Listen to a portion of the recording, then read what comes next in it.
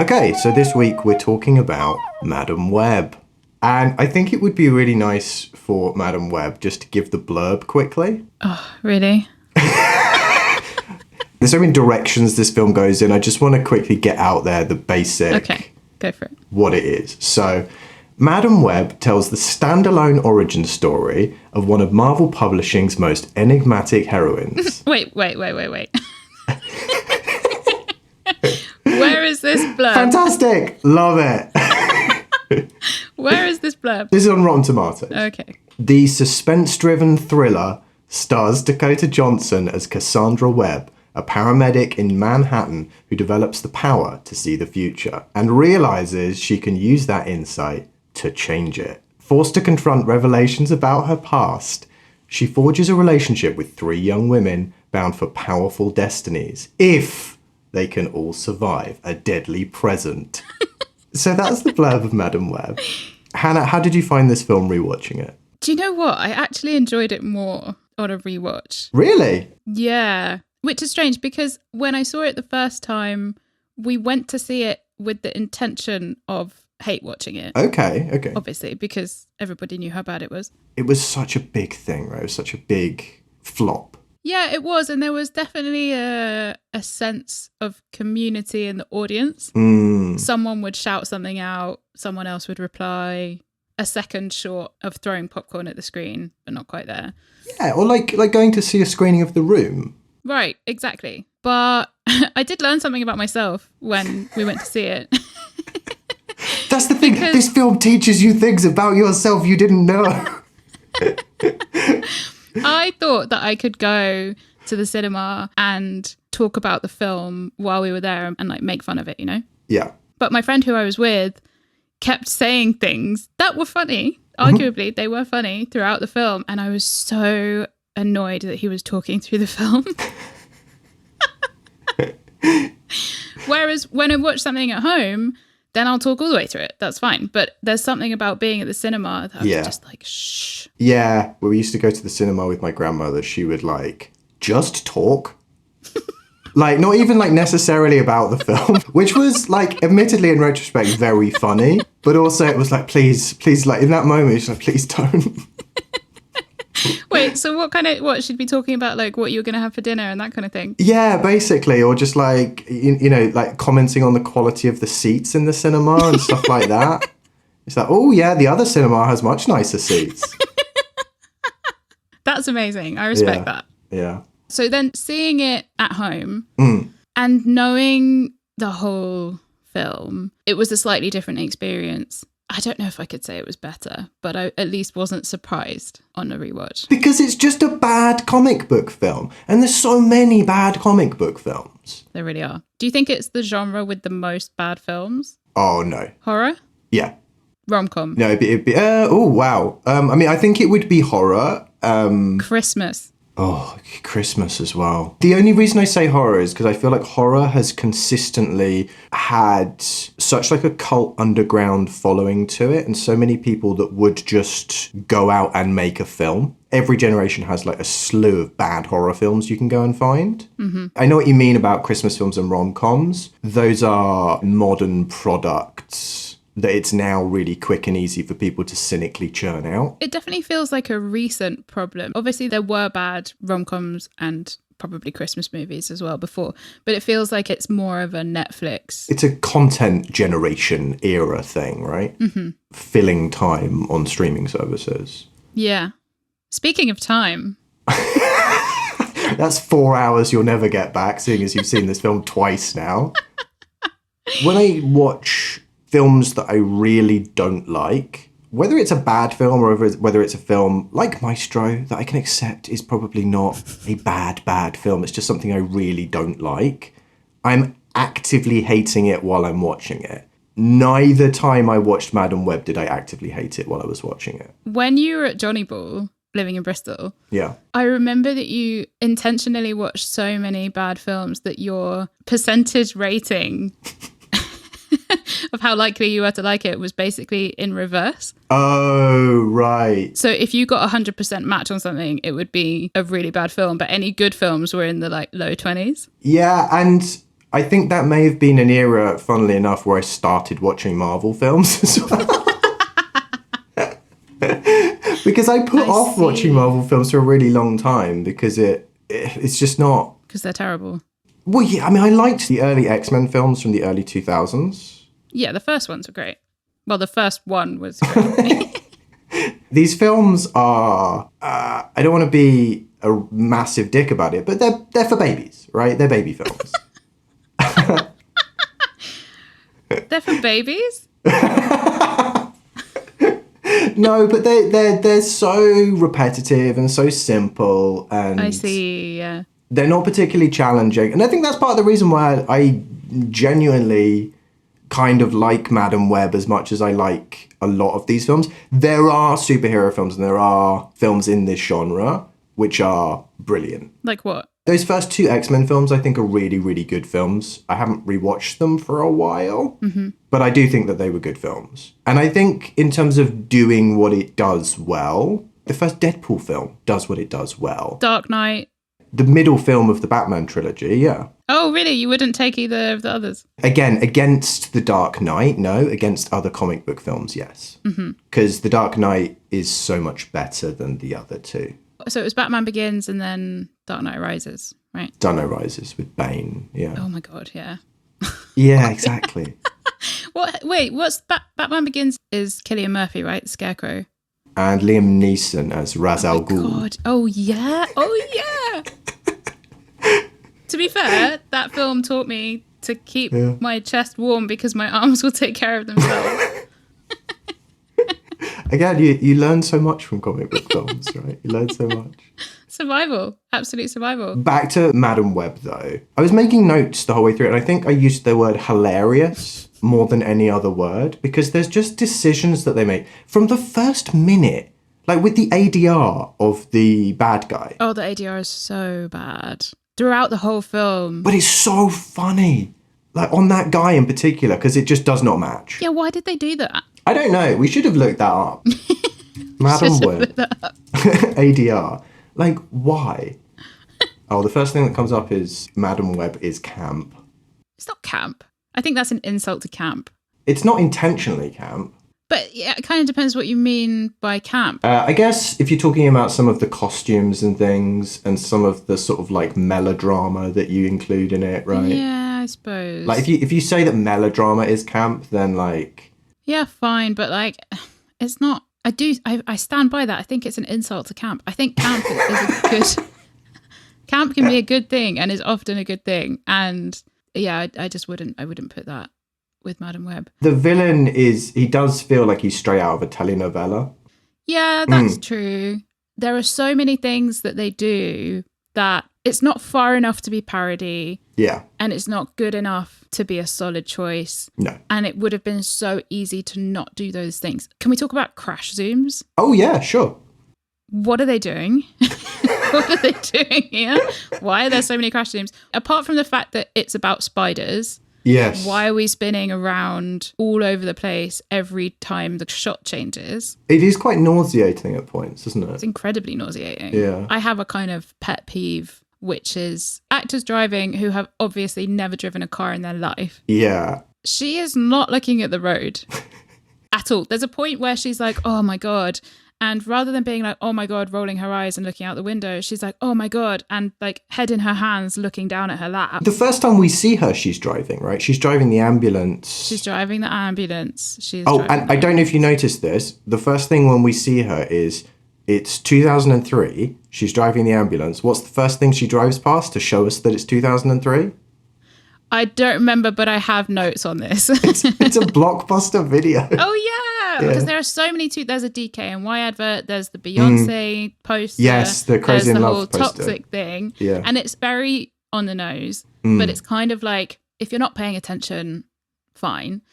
But then with Toxic, just in case you haven't got it, they pan down to the radio where it's like, this is going to be huge, this new track from Britney Spears. And it's wow, what's this hip new tune? When BoJack Horseman is like, oh, driving my car in 1999, it's exactly the same thing. Yeah. You know, the reasoning behind it being 2003 is that it's like a Spider-Man prequel, right? Yeah, which is interesting because I was watching Dakota Johnson on Seth Meyers, and he's asking her whether it's part of the Spider-Man universe, kind of as a way to be like, do we need to understand anything else? And she's like, no, it's nothing to do with the Spider-Man universe at all. Did this take place in the larger Spider-Man universe? It's actually not the Spider-Man universe. How would I say it? The Spider-Verse? It is a completely standalone world. It's just That's an insane thing to say. Are you joking? One of the main characters from the very beginning is Uncle Ben from Spider-Man. Ben Parker. Yeah. She says it when the kids are in the hospital when she meets Sydney Sweeney for the first time. Yeah. She's like, oh, Mr. Ben Parker here. Wink, wink. Like, fucking Uncle hell. to no one, wink. But there is a baby and it's his sister who's I pregnant. wonder what it'll be called. And they even have the scene with the baby naming thing, right? At the baby shower. Uh-huh. Which, by the way, there are so many funny little moments in that sequence. From the point of her showing up and immediately criticizing someone who's working the barbecue, right through to she shares her trauma about her dead mother, and everyone's Oh my like, God. awkward. Inappropriate. I'm sure you won't die in childbirth. I have to say, because I want to get in here with the only good thing about this film. Okay. Adam Scott. He's just great in everything he's in. You know, we've talked before about actors elevating material. Yes. He is such a good actor. Every single one of his lines lands. Yeah. None of them feel out of place. And that just goes to show how good an actor he is, because there's no way his character was written better than any of the others. Well, and it's sad as well, because I feel like Dakota Johnson, she does seem kind of embarrassed to be in this to some degree. She definitely does in her interviews. Yeah, even in the film itself, because I actually think she's a pretty good actress. Not in this necessarily. She's one of those people that you enjoy watching on the screen. To me, I don't know that I feel the same way about any of the girls. No, and they definitely are. Well, Sydney Sweeney for sure is embarrassed because there's a clip of her on SNL. I am so happy to be here. My name is Sydney Sweeney. You might have seen me in Anyone But You or Euphoria. You definitely did not see me in Madam Web.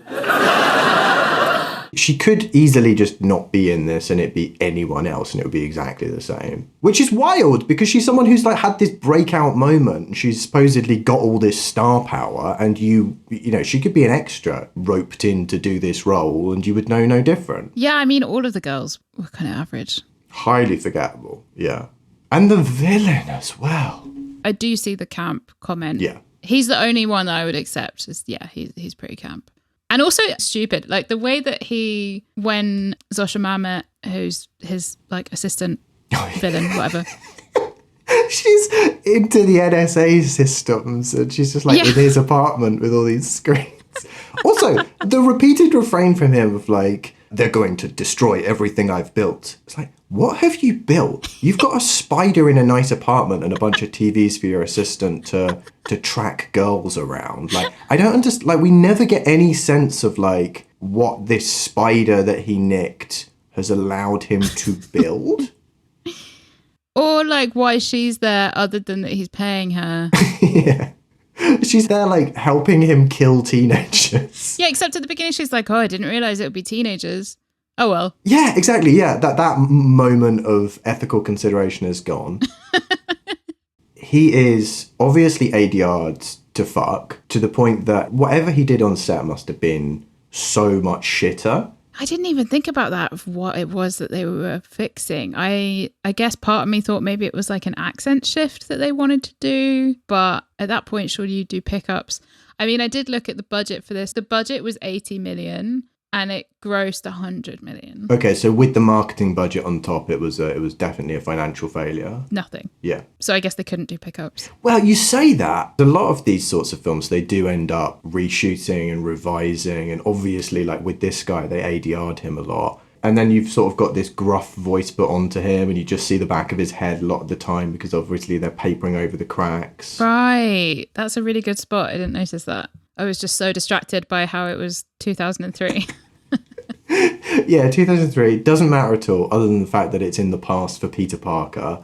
Also, Pepsi product placement. When do we have... Obviously, the whole finale is the Pepsi Cola. Oh, with the neon sign at the end. But before that, when she arrives at that barbecue where she's backseat grilling, she is handed a Pepsi and is basically like, oh, I wish it was a beer. And then she just kind of holds this Pepsi awkwardly out and is like, Right. is this close enough? Can you guys see it? Oh, man, I didn't even catch that. It's like the Wayne's World bit, right? Yeah, wow, these Doritos are delicious. What did you think of... I'm so excited to see what you ask me. No, I was just interested in what you thought of the twist that her mother went to the Amazon. She went to Peru. To help her. Yeah, to cure her unborn fetus of this genetic disease that she's got with the spider juice.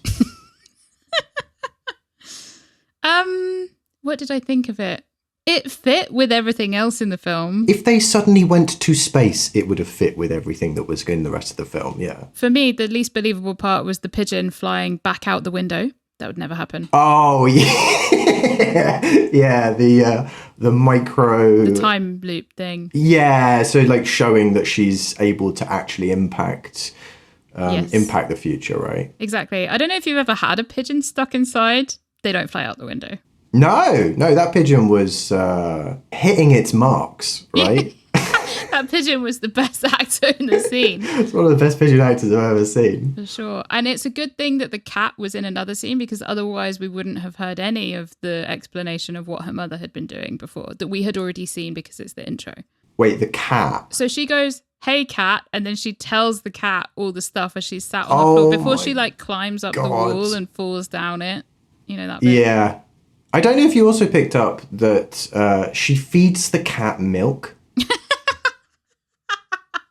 Like, you're not supposed to feed cats milk. It's not good for them. Well, you know, a firework blows a hole through a brick wall, so I guess the cat's probably going to be fine. Again, yeah, everything is just complete nonsense factory. I started writing down lines. Oh, yeah. And I stopped about 15 minutes in because I was like, I'm just going to be writing the whole script. Talking about like what they could have done. If we take, you know, if we accept that this is the film that for some reason they wanted to make, even just cutting 2 of the 3 lines that they always use as if they haven't decided which option it is. Wait, I did write one down. Okay. The girls have so she goes, the girls have powers in the future. That is true, that she is also constantly baffled by everything that's happening. But her face is not baffled. No, the lines represent her being baffled, but she doesn't seem to emote that sense of confusion. It's weird because the time loop thing starts happening. And I've seen time loop films where they do this, and I've seen time loop films where they don't do this, which are better. But what she does is she acknowledges her confusion out loud to the person repeatedly, even though like it must be obvious what's happening by now. Right? So like there'll be a time loop and she'll be like, we've already done this, you dick.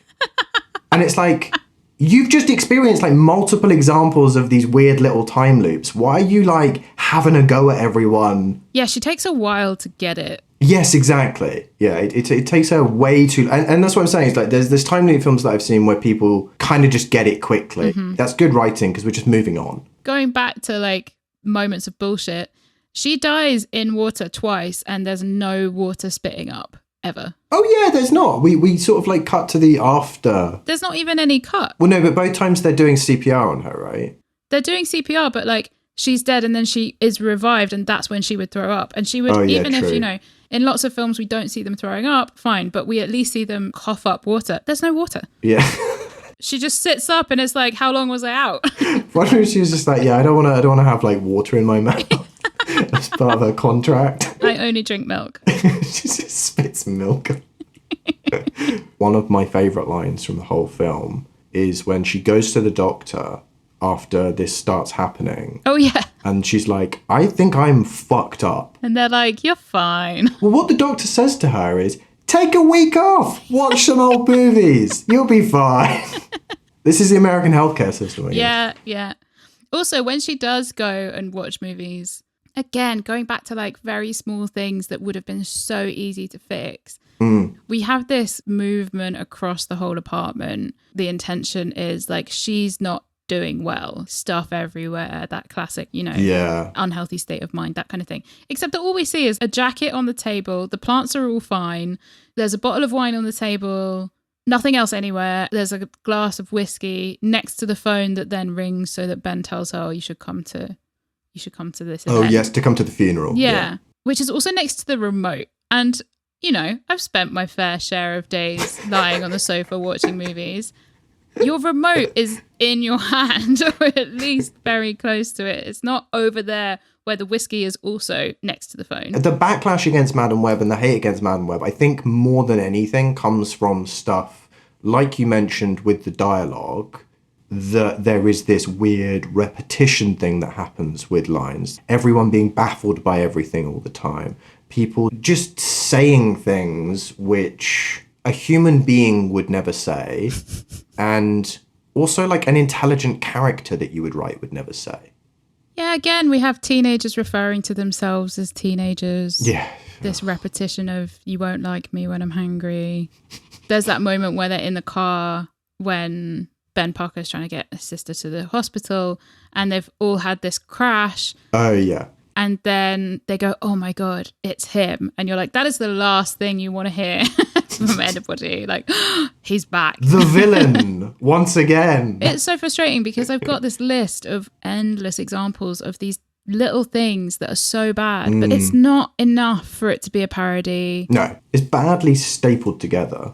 Once she gets the girls together and they get away from the train station in the cab, you kind of think, oh, this is going to be maybe like a road trip kind of movie. Right. But every opportunity that she gets to abandon these girls, she takes it immediately. And even the going to Peru thing, it's like, I thought we were on the run from this guy. Yeah. If anywhere you're going to find this woman, it's going to be going through airports and stuff, right? Where there are some cameras. Yeah. Oh my God, yeah. It's such a bizarre narrative structure. And that's why I say sort of like stapled together. She constantly has to sort of leave them for them to get into trouble, for her to then come back and save them, to create these like weird set pieces that they've obviously envisioned. Yeah, often to save them by hit and run. Yeah, it's true. A major weapon in this film is car. There's a bit where it's in that last one where she dives, she goes up to the top of the car park and then she dives through a Calvin Klein advert down onto him. And then afterwards, eventually the ambulance does choke up a little bit. But after she's dropped like however many meters, it's running like an electric car. You can't hear a single bit of the engine. And it's things like that where it's like, it would have been so easy to add something in post. Why is that not in there? I think she should have beaten him around the head with a Pepsi bottle at some point. I was really missing that. She does do that. She does in the bar. She smashes a bottle, but he gets her. Oh, in the version of reality before she... When they die, yeah. Before she winds it back, yeah. Yeah. Often in these conversations, we're tussling with what's the kind of good aspect and what are the bad aspects. What's the good in this? I think the good in this is that it somehow manages to kind of be fun.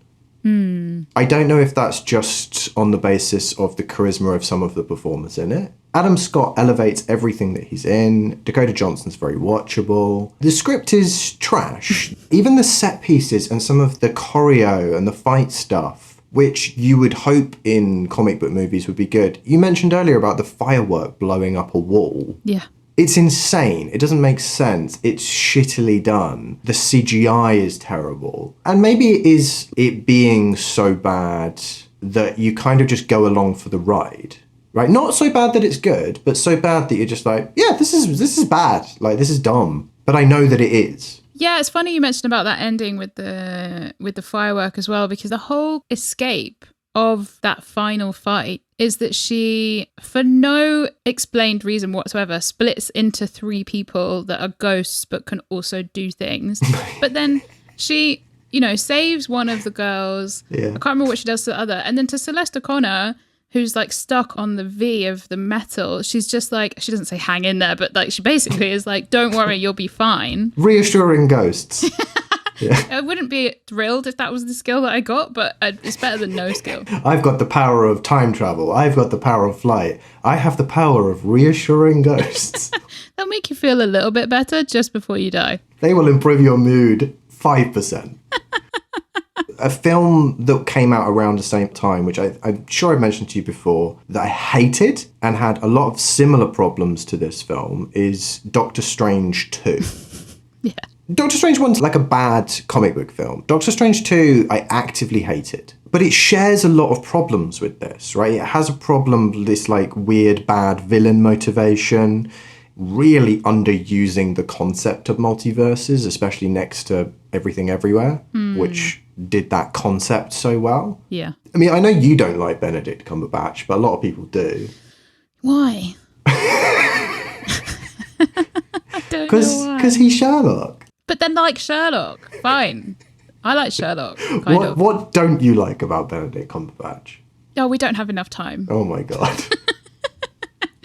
I was thinking about this because we talked about him before and was trying to trace, like he frustrates me a lot and I don't think he's deserving of the attention that he gets or the roles that he gets. But then there are lots of actors who have that and I'm not that bothered by them. Oh, Eddie Redmayne. You don't like Eddie Redmayne? I really don't like Eddie Redmayne. See, I can see it, but I'm not that bothered by him. It's wild to me that you would draw any kind of distinction between the two of them because they are both the same guy in my head. He's just not offensive to me. Okay, interesting. I was trying to remember, like, what have I seen him in apart from Sherlock? I feel like you get a lot from a person when they accept an award and how they accept it. And of course, as an actor, you can perform that. So it's quite easy to do something good. The best example, of course, is Steve Carell, where he does that acceptance speech, thanking his wife. He does it as if she wrote the acceptance speech. So clever. I really did not expect this, so I didn't write anything. However, my wife did and handed me something. I'd like to thank the Hollywood Foreign Press for this great honor. I would also like to thank my wife, Nancy, for her constant support and for being so beautiful tonight. That's true. Thanks also to Ricky Gervais and Stephen Merchant and to Greg Daniels for his talent, courage, and sheer audacity. This is good, thank you. Also to my wife for giving me 2 wonderful children, as painful as her labor might have been. Benedict Cumberbatch goes up and he's basically like, thanks. That's it.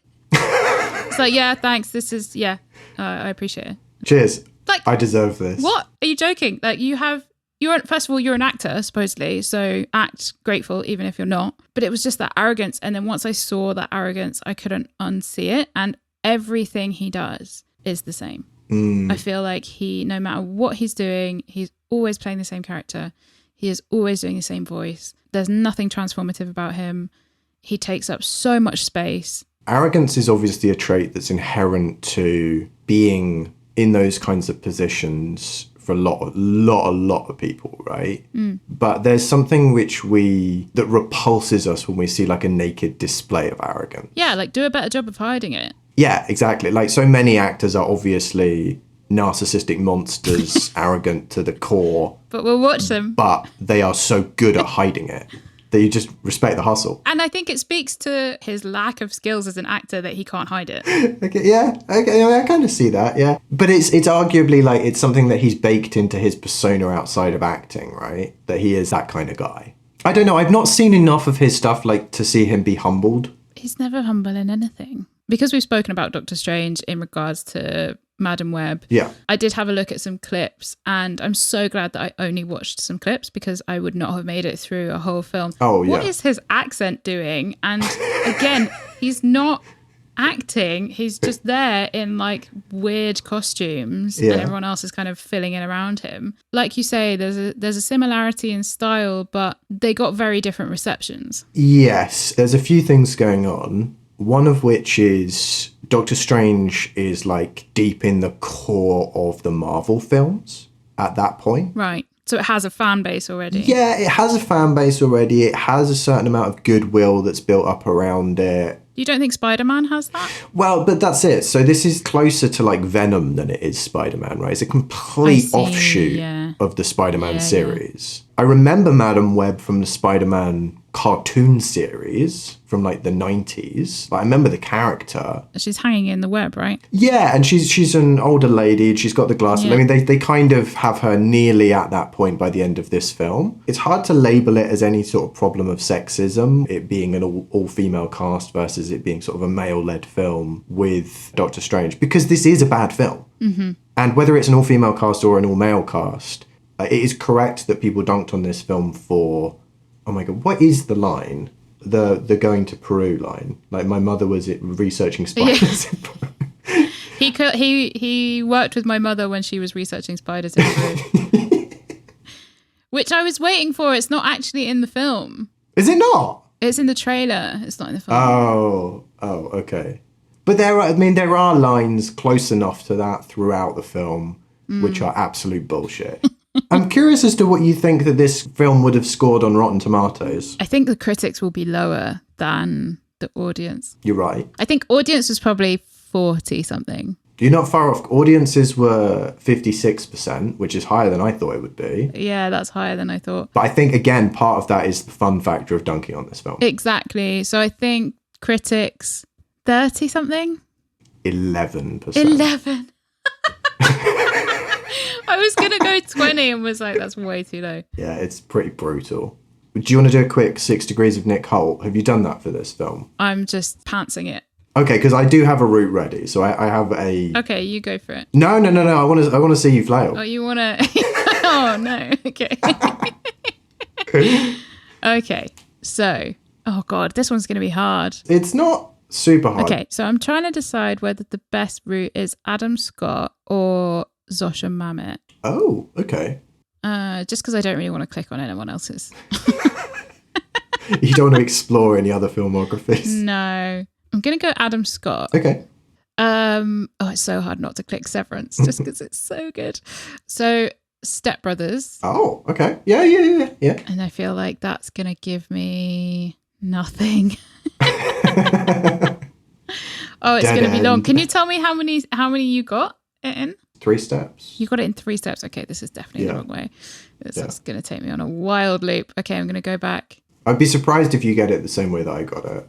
Okay, let's try Zosha Mamet and then Girls. Oh, shit. Of course that's where I know her from. Yeah, she's so good in that. So that's 1 step to Girls. Oh, what then, like Adam Driver or something? Yeah, was Adam Driver in The Menu? No, I don't think so. But he's been in a lot of bigs. Oh, I've gone Skins again. I went Skins this time. Girls, Alison Williams, and she's in Get Out. So Daniel Kaluuya. I found a different route with the same number of steps to Daniel Kaluuya.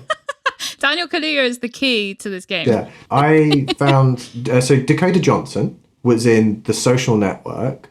Oh, yeah. She was good at that. With Andrew Garfield. And Andrew Garfield was in Into the Spider-Verse. Okay. With Daniel Kaluuya. That's why I said odd connection, because it's animated, it's voices, right? And it's spiders. True, actually. We're back to spiders. Yeah, shit. So I think that wins. Yeah, I win. No, you win because I hadn't even put together... Oh, man, I'm such a fucking idiot. I hadn't put together Madam Web Spider-Verse. Well, according to Dakota Johnson, it's nothing to do with the Spider-Verse. Oh, so yeah, true. I can understand why. What reviews did you pick up on this one? I'm going to start with the good review. Okay. And this is on The Collegian, Fresno State student-run newspaper, which I read religiously. Of course, yeah. There was a lot of good humour in Madam Web. The music was surprisingly good. I appreciated the use of Britney Spears' Toxic as a plot device. And Tiffany's cover of I Think We're Alone Now was also appropriate for the scene because they were, in fact, alone. It does read as a college newspaper, doesn't it? It's brilliant. Yeah. Unlike most of X, I actually enjoyed Madam Web. If you ignore what people on the internet say, maybe you will too. I think that's got some fair points in it. I did find another one, which is on Axia ASD, which, as far as I can tell, is an autism support website. Oh, okay. Again, very well known for their film reviews. Sure.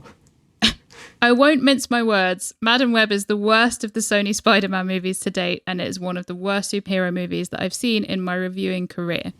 Man, they have excelled themselves with this one. This film is a dumpster fire. I could talk about the plot of this film, but if the writers didn't even care about it, I don't see why I should. Again, there's kind of fair points in that in terms of the writing from both like a macro level in terms of structurally and the writing on a micro level in terms of line-to-line dialogue is trash. But I guess the only thing that we can say is that some of these actors make it fun enough to watch that you don't want to claw your eyes out by the end of it. Yeah. The real question is it a Christmas film? Oh, is it a Christmas film? So she feeds a cat milk. Santa has milk. Right, okay.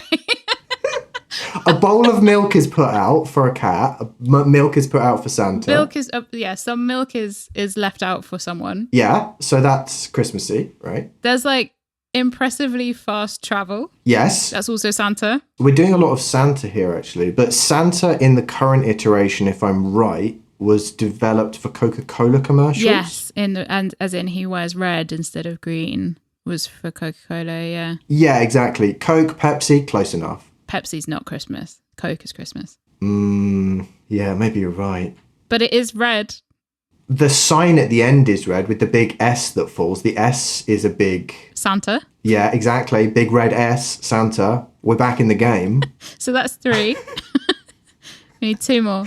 2 more to make it a Christmas film.